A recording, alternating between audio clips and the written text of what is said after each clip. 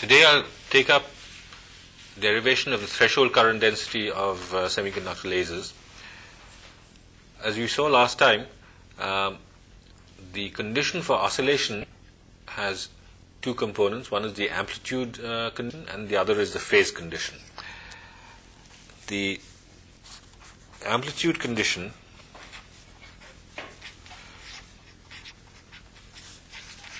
means that there must be sufficient optical feedback to overcome the losses, and this, as we saw last time, was given by GTH for threshold was alpha I plus 1 by L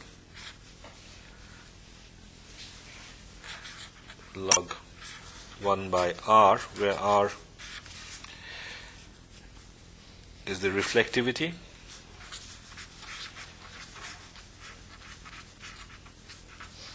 of the two facets. R1 is equal to R2 is equal to R. And for example, in the numerical example that I had worked out, I had taken R is equal to, say, 0.3. This 0.3 corresponds to the reflection coefficient at the interface between gallium arsenide and air.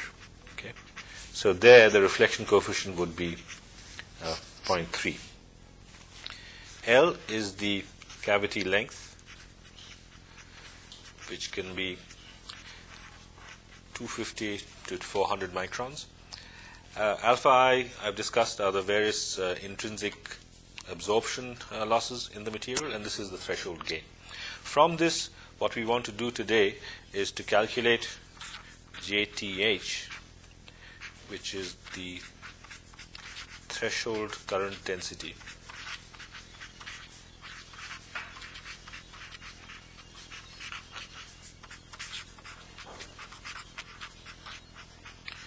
in amps per centimeter square.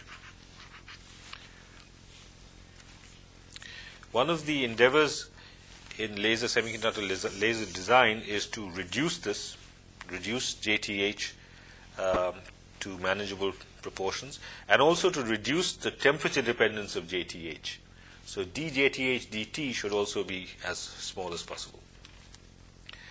Now, we are considering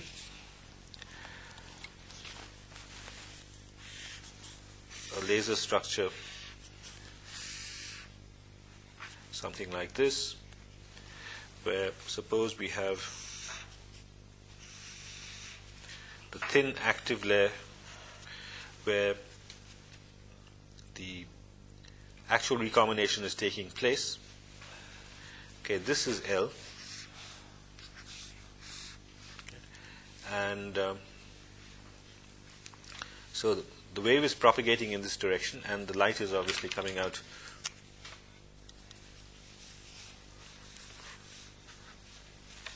from this end. So this is the active region in which stimulated emission is taking place, and for double heterojunction lasers, this is gallium arsenide. This region is aluminium gallium arsenide, and this is also aluminium gallium arsenide, where the aluminium content can be controlled to give optimum behavior. Now, these three regions have different refractive indices.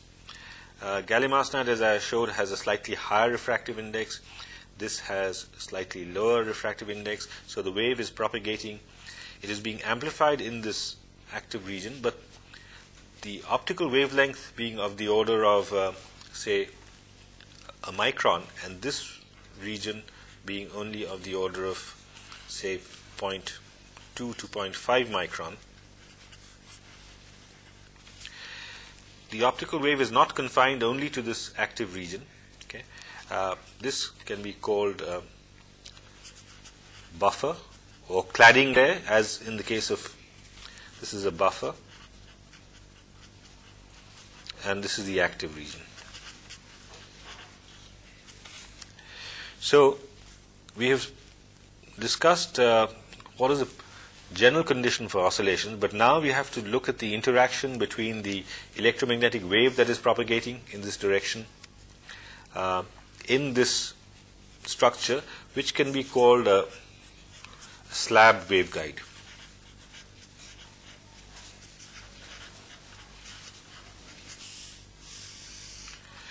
So in terms of optics, this structure looks something like this.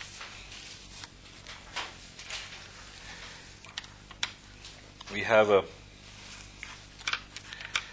central region, the active region here, and if the compositions of the two buffer layers are the same, then N1 will be equal to N3, but we can say that N1 and N3 are different. So what is the profile of the electrical field in this region? The electrical field in this region is given something like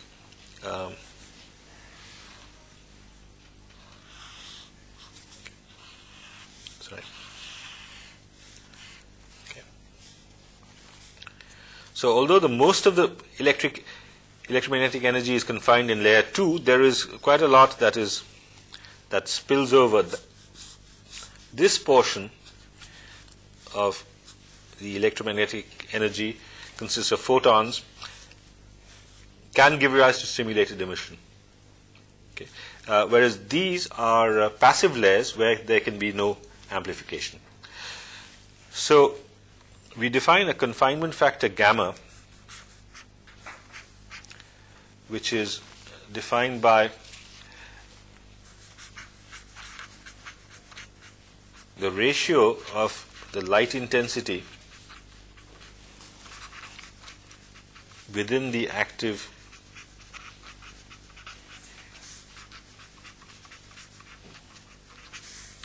layer over the total light intensity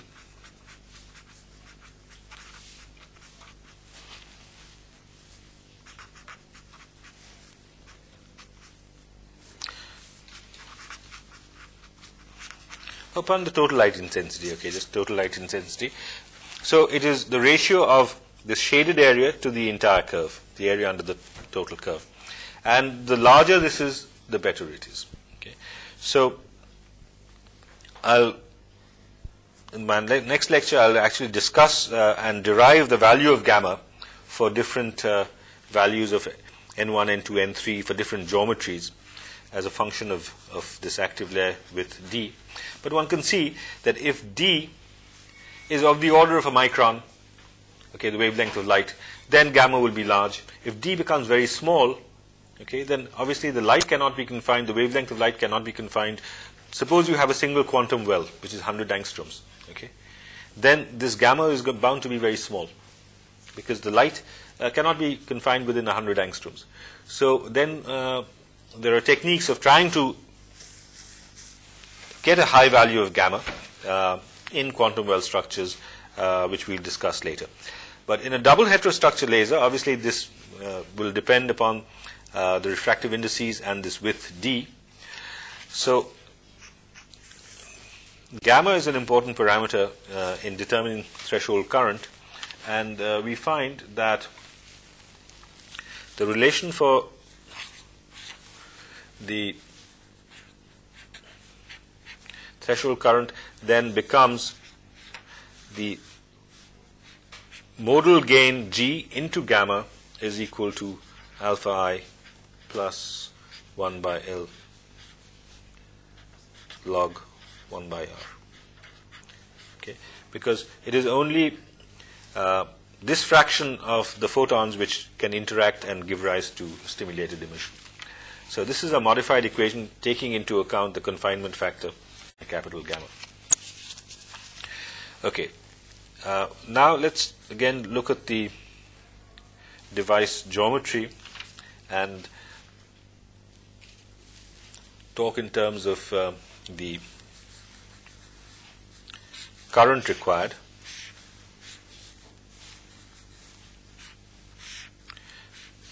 Suppose we have a current flowing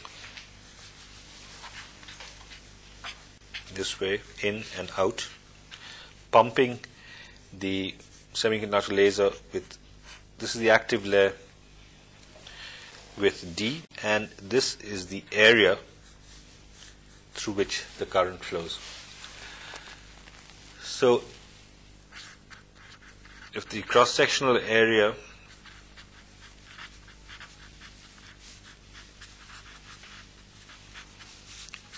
is A, then the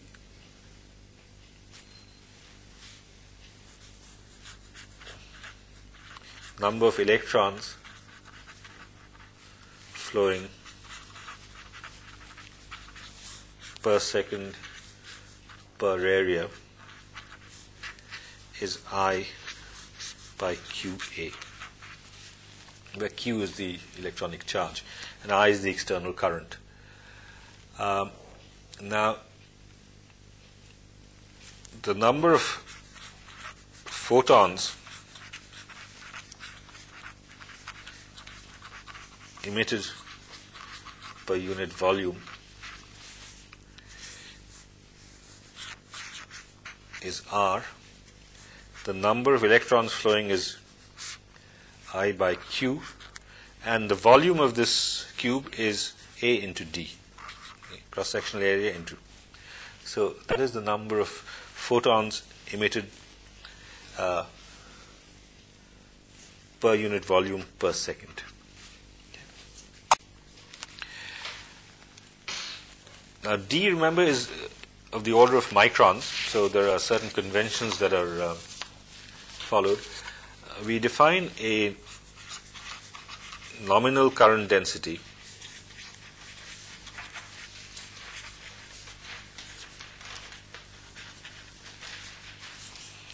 J norm, which is also amperes per centimeter squared. Again, for unit quantum efficiency, so far is I by A, and from this previous relation, I by A is nothing but Q R into D. Now, since D is usually in microns, that's 10 to the power minus 4 centimeters, we can define another revised value of J norm in amperes per centimeter squared, where this D is in microns. Okay, that is equal to, we can write Q into 10 to the power minus 4 into R, okay, where we introduce this D is in microns. So far we've assumed that quantum efficiency is unity, but we know that the number of photons emitted per entering electron is eta, is not unity. So if the quantum efficiency is eta, is number of photons emitted per unit time over number of electrons flowing per unit time,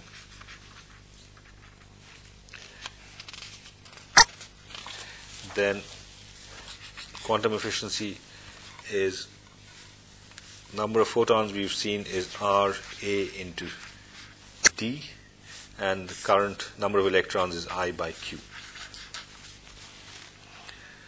Okay. Current density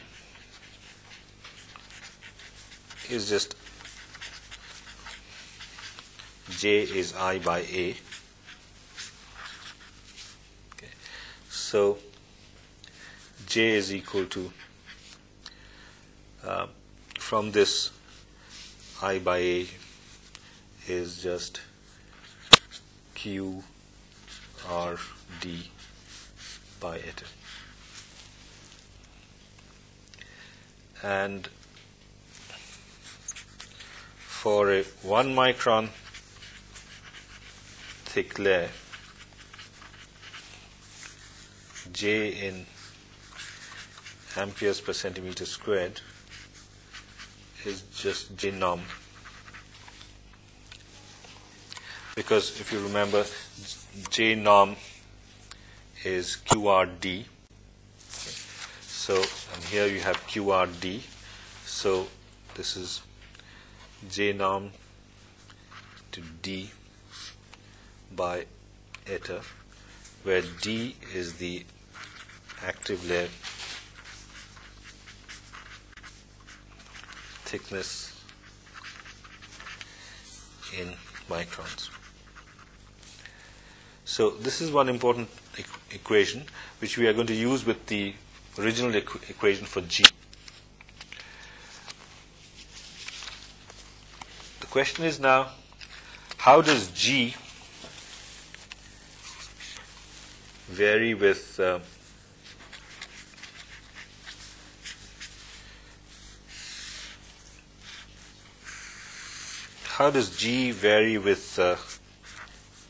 input current density?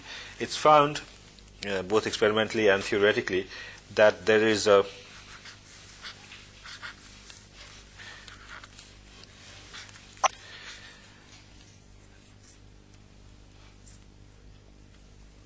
threshold. Let's not call it a threshold current, because JTH is different. There is a transparency current J0, beyond which gain is, remember, the inverse of gain is loss, alpha. Okay, so the current has to be enough to overcome the losses. Okay, so the gain curve is typically something like this. Okay. And you see that this gain curve has a region which is here, a square law region and a linear region here. So empirically we find that in the square region, G max is given by some beta J norm minus J0 squared, this region. Or in this linear region, this is this G max is equal to some beta dashed, obviously different, J norm minus J0. This is the linear region, okay, where beta is called the nominal gain coefficient. So we have to use either of these equations with the original equation for G. G was gamma, G gamma is equal to alpha I plus 1 by L log 1 by R. Okay. So this equation gives G in terms of J. Okay, and so we can derive a relation for the threshold current. Now, it turns out that the linear relation is more widespread, more accurate, and in that case we can use the relation G is equal to G0 by J0 J norm minus J0. Okay, so this is beta.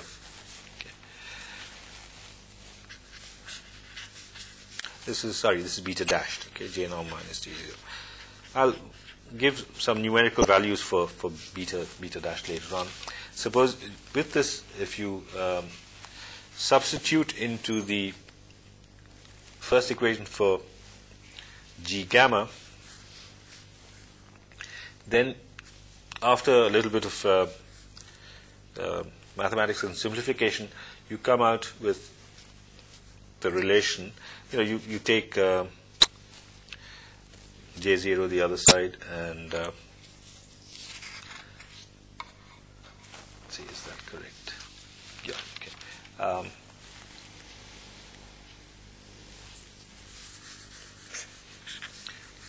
J is equal to J0D by eta plus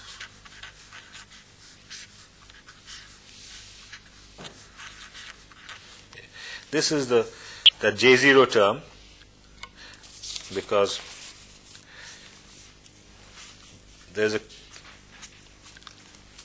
a minimum current beyond which gain becomes positive, so that contributes this term, and then we have the usual terms alpha plus 1 by L log 1 by R. I'm not working out the details, but it's just straightforward substitution and simplification. So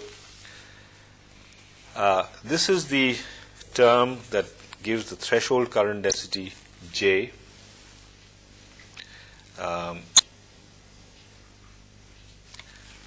in terms of the various parameters. Where does J come from? If you look at this expression, okay, at this J norm, okay, J norm is D by eta. Okay, J norm is, so this relation J norm is eta J by D. Okay, so this expression we have J norm. So for J norm you substitute eta J by D. Okay, and the other, if you bring it the other side, then it will be D by eta. Okay. This expression did not have any J. Sir, yeah. So J norm is equal to QRT. Yeah. And J is equal to QRT by eta. So J is equal to J norm by eta.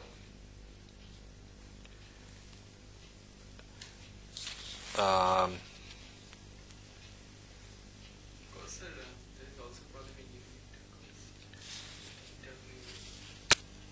The eta is dimensionless. Okay. Versus D is also there.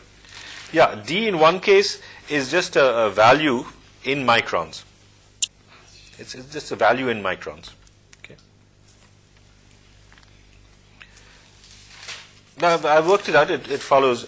In one case, I have probably left out. For example, in this case, you can say that okay, fine. I've put in this.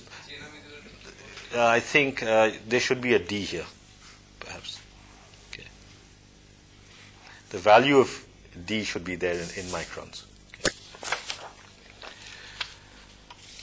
So from J norm you can go to J, and this is the threshold current expression, which is the key expression for all semiconductor lasers.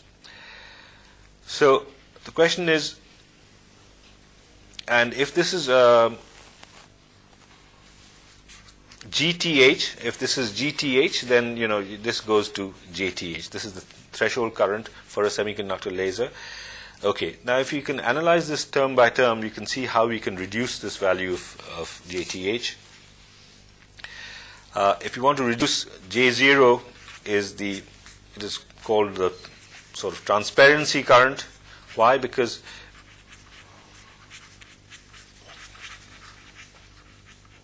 for J less than J0, you have absorption. For J greater than J0, we have no absorption. Okay, so the material becomes, in other words, transparent. Okay, D is the active layer thickness, and this is a parameter that can be varied while designing a laser. And you notice that here D is in the numerator. Okay, so here there is also D. So J is directly proportional to D. Eta is the quantum efficiency. Okay, so obviously, the higher the quantum efficiency, lower the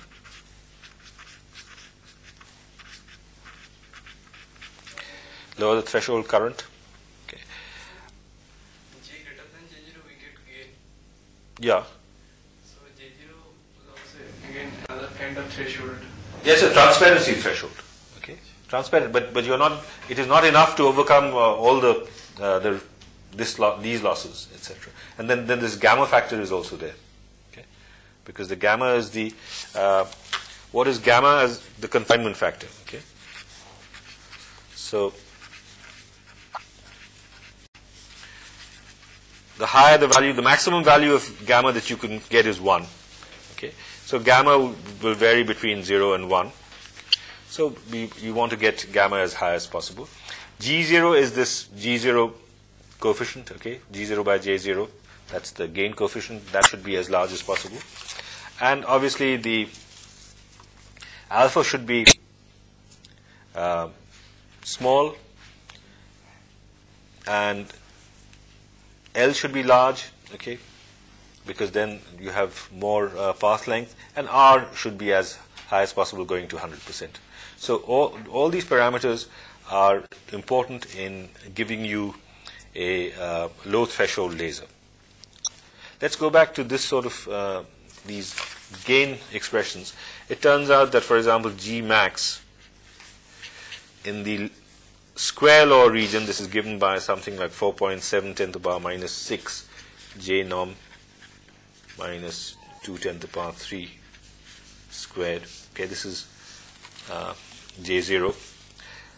And in the linear case, G max is given by 5 10 to the power minus 2. That's the beta dashed J norm minus 4.5 10 to the power 3 linear case. And with these values, people have compared with the experiment to find which gives more accurate results. And it turns out that except for the knee of the curve, except for just this knee of the curve where this later on, for most of the region, gain is directly proportional to J. Okay, it's a linear behavior.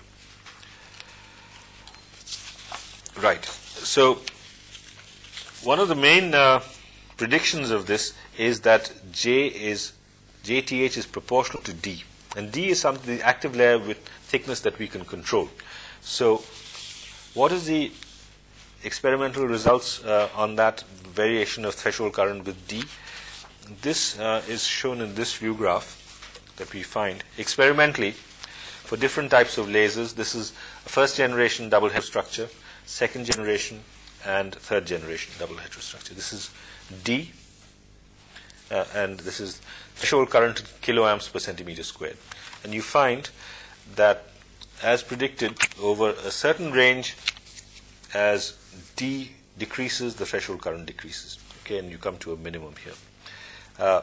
And look at the most advanced laser, 1.3 micron gallium indium arsenide phosphide on indium phosphide. This is the optical fiber region. And you find that this minimum, this is about 1 kiloamps per centimeter squared. And this minimum is at about a value of about 0.2 microns. That's why in most of my discussions I take a value of about 0.2 microns. Okay, where the threshold current, this is conventional double heterostructure laser. Okay, and there are experimental points on this side. And you get a minimum of about 1 kiloamps at 0.2 micron. Notice that there is a strong increase beyond this, which is not predicted straight away from that expression. There's a strong increase in threshold current if you reduce D beyond this minimum. What could that be due to? I've already given you a hint. Less than J0. Electric field is not confined because wavelength is larger than D. Yeah, it is the confinement factor. Okay, the gamma, the confinement factor, as I'll show. If D becomes very small, if you look at this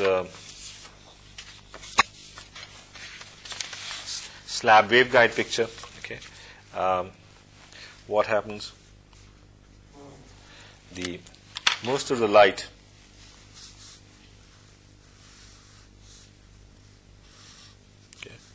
only that portion, and you can just imagine, I'm giving you the result ahead of time. We'll do the calculation later on, that as gamma is a function of D, this confinement factor, maximum value will be 1, right?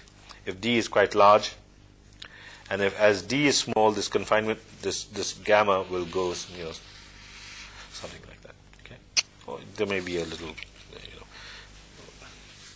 So as we go beyond a certain low value of, and this is 0. Okay. So as when we are in this region, gamma goes down very, very rapidly, and as a result, you see that here, if this term goes down, then this contribution goes up very fast.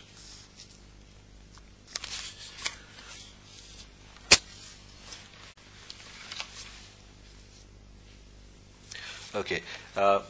Typically, to give you some numerical values, JTH for the linear case is given by a relation something like this for the linear gain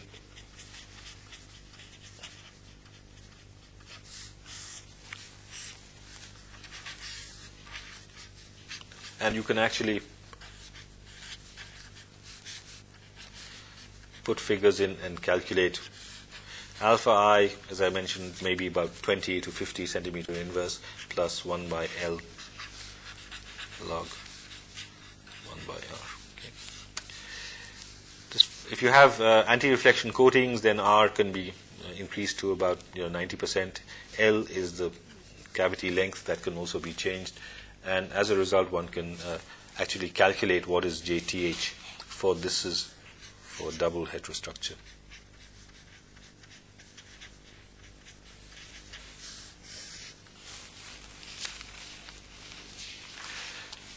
Okay, so this is a very important relation for semiconductor lasers, and I can just end today by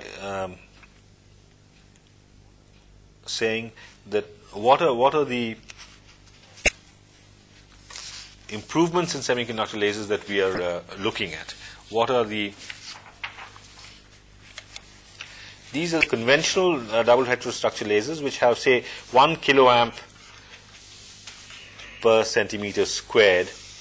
Okay, one can go back here and say that, okay, suppose we can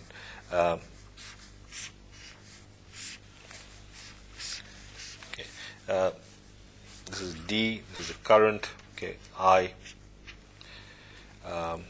this is the area A. Okay. If L is, what is I? Okay, I is J into the area. Right? What is A typically? A length into this width. Okay. Now, if we take the width as the full width, okay, this L is, say, 400 microns, and width, suppose it's 200 microns. So what is this? 4 10 to the power minus 2, 8 10 to the power minus 4, right, area. So I, suppose it's a kiloamp 10 to the power 3 into 8 10 to the power minus 4. Okay, so what is that? That's about 0.8 amps. Okay, which is quite large. You can imagine the amount of heating that is going to take place. So what is the way of getting around this? This is what I mentioned last time. You use stripe geometry. Okay, if you use stripe geometry, this W is immediately reduced to, say, 10 microns. Okay, 10 microns is very conventional. One can go down to even 5 microns. But then, okay, there are advantages. If you have wide stripe, then you can get multi-modes. You can get lateral modes. Okay, so suppose just for this calculation, so this is 10 microns. Okay, so this is S. This is S is 10 microns, in 10 micrometers instead of 200. So I, for the stripe geometry, factor of 20. This 800. Okay, 800 milliamps divided by a factor of 20 is 40 milliamps. Okay. So immediately, if you have a stripe geometry laser 10 microns, you can reduce the current requirement. And of course, the current is going to flow only through this central area. That reduces the recombination, the leakage current, etc., etc. I have not talked about leakage current. Obviously, that is going to contribute to this this first term, J0. Okay. So overall, what are the requirements that we want? It is not only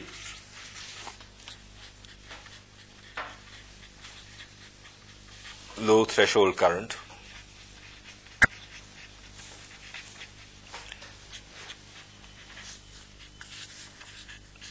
it is also low dJTH dt, variation of threshold current with temperature. Okay. Because we do not want the threshold current to change a bit while the device is operating, and under different operating conditions it should show. This is a very important requirement. And quantum wells, advanced lasers like quantum well, quantum wire lasers, not only reduces this, but it reduces this also. Okay, so that is one of the reasons. The other requirements are, we want narrow line width.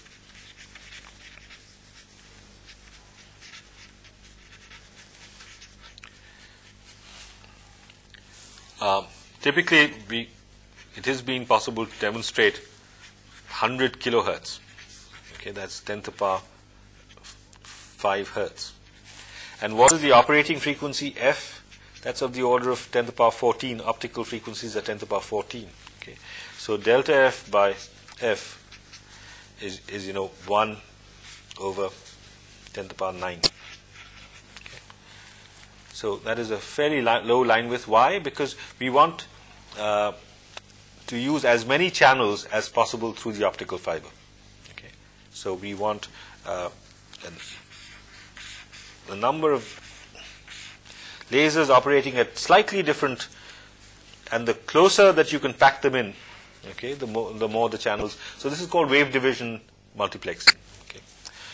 So we want to have as narrow line width, and this sort of thing has been possible not through ordinary lasers, but through external cavity stabilized lasers. Okay. What else do we want? We want low divergence. So for fiber applications, you want the light to be coupled to the fiber. For external applications, we do not want the beam to spread out and lose its energy. We want low chirp. Chirp is the variation of frequency with temperature or with current. Okay. So we want the frequency, center frequency, to be constant. We want low noise. So noise is partly due to spontaneous emission, fluctuations in carrier density, etc. And final requirement that has not been fully met is tunability. It would be excellent if we could, just by turning a knob, change the frequency of a laser. But so far, only limited tunability has been obtained. Few tens of angstroms, few hundreds of angstroms. Yeah, it is possible to a certain extent, right? You think about it, how it's possible. Chirp, sorry. Chirp is change of the output frequency with temperature or the current. Okay. This may be due to not only temperature, but due to the input current density. When you're driving, typically what may happen is that when suppose you are pulsing the laser, this is the current versus time, okay. The laser output light, okay, will probably go something like this. And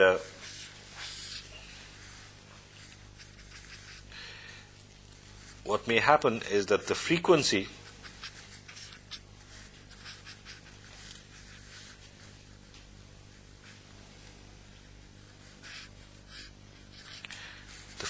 may vary with time. Okay. So why is it called chirp? It's like the bird noise, the bird call. With the amplitude, the frequency is changing with the amplitude. Okay, frequency is changing with the amplitude, and this is undesirable because then there's going to be a drift of the central frequency. We want to reduce chirp, and it turns out that with quantum well lasers, with other types of stabilization, you can reduce this chirp. So I'll stop here today, and in the next talk what I'll discuss is one of the main optical properties of a laser, the confinement factor gamma. I'll derive the value of gamma for double heterostructure lasers, and I'll show how gamma can be increased by either varying D or by varying the material composition.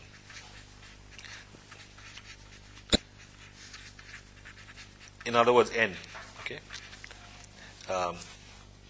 Say N2 minus N1, okay, which is delta N.